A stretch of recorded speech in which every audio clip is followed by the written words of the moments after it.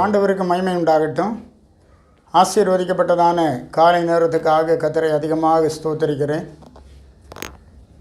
ஒவ்வொரு நாளும் தேவனாகிய கர்த்தர் நம்முடைய வலது கரத்தை பிடித்து நம்மை அன்போடு நடத்துகிற தேவனாக இருக்கிறார். வாழ்க்கை பாதையிலே நம்மை கைவிடாமல் நம்மை விசாரிக்கிறவராக, நமக்கு உதவி செய்கிறவராக, நம்மை பலப்படுத்துகிறவராக ஆண்டவர் நம்மோடு கூட இருக்கிறார். இந்த காலை நேரத்திலும் கூட நாம் தியானிக்கும்படியாக தெரிந்து கொண்டதான வேத பகுதி மத்தேயு எழுதினதான சுவிசேஷம் 27வது அதிகாரம் 63வது வசனம்.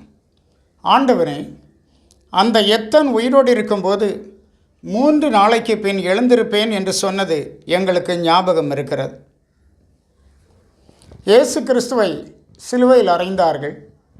அரிமத்தியா ஊரானாகிய யோசேப்பு பிலாத்துவினிடத்திலே பெர்மிஷன் வாங்கி இயேசுவின் சரீரத்தை சிலுவையிலிருந்து இறக்கி ஒருவரும் இதுவரை வைக்கப்பட்டிராத ஒரு புதிய கல்லறையிலே இயேசுவை வைத்தான் என்று பார்க்கிறோம். இந்த கல்லறையின் வாசலில் ஒரு பெரிய கல்லை புரட்டி வைத்தான். அவ்விதமாக காணப்பட்ட போது பிரதான ஆசாரியர், பரிசேயர் பிலாத்துவினிடத்திலே வந்தார்கள்.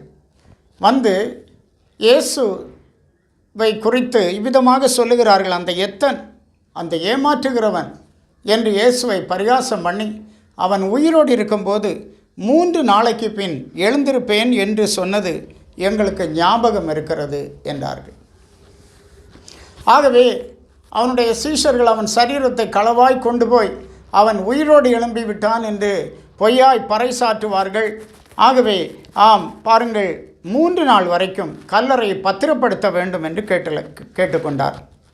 பொது பிலாத்து சொன்னான், உங்களுக்கு காவல் சேவகர் உண்டே, போய் உங்களால் கூடிய மட்டும் கல்லறையை பத்திரப்படுத்துங்க. அவர்கள் போய் கல்லுக்கு முத்திரை போட்டு காவல் காத்து கல்லறையை பத்திரப்படுத்தினார்கள் என்று பார்க்க. இயேசு தன்னுடைய உயிர்த்தெழுதலை குறித்து சொன்னதான வார்த்தை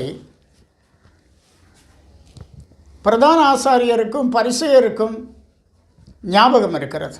ஆனால் அதே வேளையிலே சீஷர்கள் அதை மறந்து விட்டார்கள் என்று பார்க்கிறோம். இயேசு உயிரோடு எழுந்தார், உங்களுக்கு முன்னே கலிலேயாவுக்கு போவேன் என்று சொன்னார். அதை அவர்கள் மறந்து விட்டார்கள். இயேசு உயிர்த்தெழுந்த பின்பு எம்மாவூர் சீஷர்களுக்கு தரிசனமானார். அப்போது அவர்கள் நடந்த கதைகளை எல்லாம் அவரிடத்திலே விவரித்து சொல்லுகிறார்கள். அப்போது லூக்கா 24ஆம் அதிகாரம் 25 முதல் படிக்கும்போது இயேசு என்ன சொன்னார் தெரியுமா? அப்பொழுது அவர் அவர்களை நோக்கி, தீர்க்கதரிசிகள் சொன்ன யாவையும் விசுவாசிக்கிறதற்கு புத்தி இல்லாத மந்த இருதயம் உள்ளவர்களே என்று அவர்களை அழைத்தார்.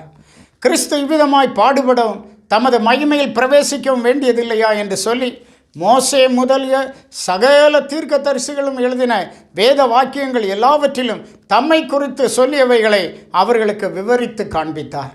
பாருங்கள், விசுவாசம் இல்லாத, புத்தி இல்லாத, மந்த இருதயம் உள்ளவர்கள். ஆனால் சாத்தான் எவ்வளோ ஷ்ரூடாக இருக்கிறான் பாருங்கள். பிரதான ஆசாரியரும் பரிசேயரும் எவ்வளோ ஷ்ரூடாக இருந்து கல்லறைக்கு காவல் வைத்தார்கள். இந்த நாட்களில் நாமும் கூட அநேக வேளைகளில் கர்த்தருடைய வார்த்தையை விசுவாசியாதவர்களாக காணப்படுகிறோம். புத்தி இல்லாதவர்களைப் போல நடந்து கொள்ளுகிறோம். மந்த இருதயம் உள்ளவர்களைப் போல நடந்து கொள்ளுகிறோம். அந்த அனுபவங்கள் எல்லாம் நீங்கி ஆண்டவருடைய வார்த்தைகளை விசுவாசித்து கைக்கொண்டு ஆசீர்வாதங்களை சுதந்திரித்து கொள்ளும்படி நம்ம இந்த காலை வேளையில் ஆண்டவருக்காக அர்ப்பணிப்போம். கர்த்தர் நம்மை நடத்துவார். இந்த நாளிலும் கூட ஆண்டவருடைய வாக்குத்தத்தங்களை தைரியமாய் பிடித்து விசுவாசித்து வாழ்க்கையில் முன்னேறுவோம். ஆண்டவர் உங்களோடு கூட இருப்பாராக. ஜெபிப்போம். கிருபை இரக்கமும் நிறைந்த நல்ல தேவனே, உம்மை நாங்கள் துதிக்கிறோம், ஸ்தோத்திரிக்கிறோம். ஆண்டவரே, இந்த உலகத்தில் கர்த்தாவே நீர் எங்களுக்கு எவ்வளோ வாக்குத்தத்தங்களை கொடுத்திருக்கிறீர். வாக்குத்தத்தமானது உங்களுக்கு, உங்கள் பிள்ளைகளுக்குமானது என்று சொல்லப்பட்டிருக்கிறது. அவைகளை நாங்கள் சொந்தமாக்கி விசுவாசித்து ஆண்டவருக்காக காணப்பட கிருபைதார். தேவ இரக்கம் கூட இருக்கட்டும். உம்முடைய பிள்ளைகளை ஆசீர்வதியும், பலப்படுத்தும். இயேசுவின் மூலம் கேட்கிறோம் பிதாவே. Amen, amen. God bless you.